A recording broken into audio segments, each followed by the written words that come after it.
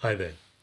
It's April the 25th, and we are continuing our journey through the book of Judges, the Shoftim, the right wisers, and today we're in Judges 4 and 5. Judges 4 and 5 homes in on a very particular judge of Israel. In fact, she's a woman, Deborah. Deborah means a bee in Hebrew, and she's certainly busy in what she does. She's called a prophetess in the early part of chapter 4, and we find out she's the wife of a man called Lapidot, so she's not a single woman, she's a married woman, but she judges Israel, it says. Now, the action of this story takes place in the middle of Israel, northern middle of Israel, in the lands of the tribe of Zebulun, around the Mount Tabor and Jezreel region, and around the river Kishon, which flows from Jezreel northwest towards Haifa, coming out into the sea at Haifa. Deborah calls the leader of Israel, the military general of Israel, Barak, whose name means lightning, to attack the Canaanite forces under King Yavin of Hazor, and particularly his captain and leader Sisera. And Sisera has many chariots, he has many men. For some reason, when Deborah prophesies that the Lord will give Sisera into the hands of Barak, Barak steps back and says, "I'll only go and take him on if you'll come." And so Deborah says, well, because you've done that, the Lord is going to give Sisera into the hands of a woman, and you're not going to get the credit for the victory, Barak.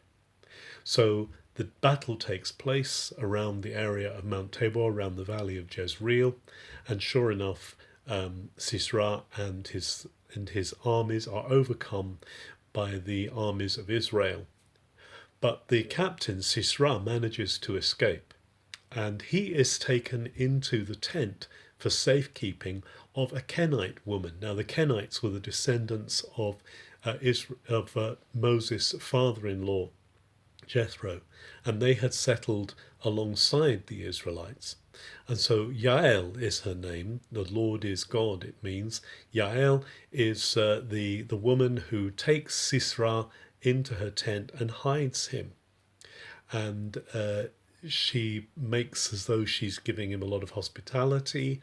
He asks for water. She gives him milk. She seems to be very caring for him. She says, "Lie down here. I'll cover you up and I'll keep you protected." And in fact, while Sisera is asleep, she takes a tent peg and drives it through his temples and kills him.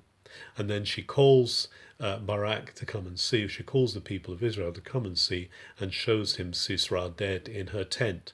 And so Israel win a great victory, and as a result, they have 40 years of peace. And then chapter 5 is a great song. It's like a psalm, and a psalm to the accompaniment of music, telling of the great victory, not just of Barak, but also of Jael, or this woman who has overcome this captain of the Canaanites. And it's a very fulsome battle song. And it's interesting in that it praises the woman Jael at the end of it. It also has a very poignant moment at the end where it has Sisera's mother wondering why he's taking so long to come home. But of course, he's dead at the hands of Jael. God is able to deliver us from enemies. God is able to overcome, maybe not through violence now, we don't want to see violence happening, but God is able to overcome the forces that are ranged against us. And particularly we see here, he's able to use all of us. The interesting thing here is that women are particularly at the forefront of this whole chapter. God is expressed both in male and female. He's expressed in men and women, and both are able to serve him fully, as we can see here in these two chapters. Have a very good April the 25th.